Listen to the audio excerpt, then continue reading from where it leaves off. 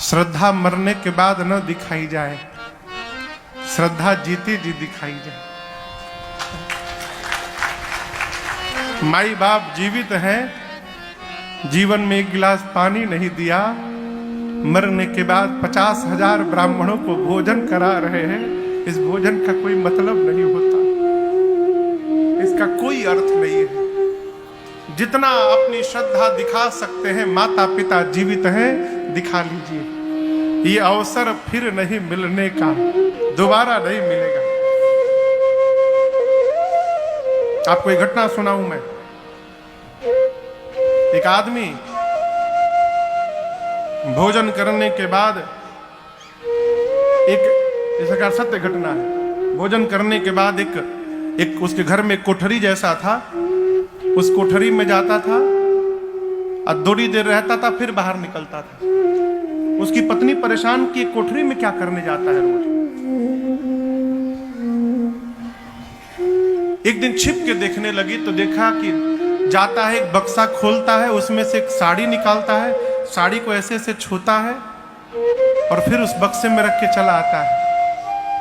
इसकी पत्नी को लगा ये कौन सी साड़ी है, तो उसकी एक दोस्त थे, उस दोस्त से सब बताया।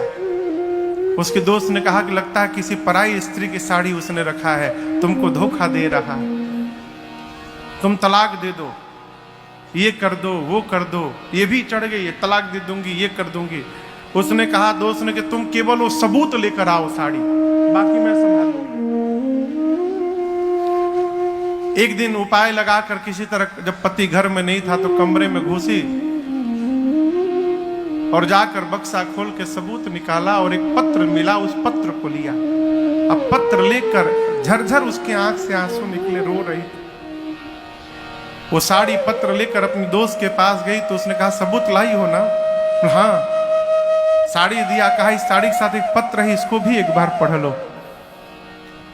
उस पत्र में उसने लिखा था, वो साड़ी उसकी मां की थी। उसमें लिखा था, मां एक शिकायत है तुमसे, तुमने आज तक हमसे ये नहीं बताया कि खाना खाने के बाद, हाथ धोने के बाद कपड़े से हाथ नहीं पोंछना चाहिए। मैं बचपन से तुम्हारी साड़ी में ही हाथ पोंछता रहा, तुम तो चली गई लेकिन ये आदत नहीं गई।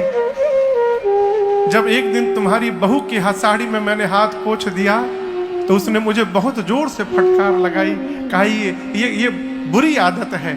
मैंने कहा बचपन से करता हूं, तो उसने कहा आदत सुधारनी भी चाहिए, लेकिन मैं क्या करूं मां, जब तक मैं तुम्हारी साड़ी में हाथ नहीं पोंछता हूं, मुझे लगता है कि मैंने भोजन ही आज नहीं किया है। इसलिए मैं तुम्हारी बहू से छिप कर रोज तुम्हारी साड़ी में अपने हाथ को पोंछता हूं। उसकी मित्र ने जब ये पत्र पढ़ा तो वो भी झरझर रोने लगी। ये प्रसंग मैं पढ़ा तो हिल गया। मैं बार बार निवेदन करता हूं, भगवान बाद में जन्म देने वाले माता पिता पहले भगवान है। जिसके माता पिता प्रसन्न नहीं है, भगवान कभी उस पर प्रसन्न होने वाले नहीं। इसलिए माता पिता को प्रसन्न रखिए।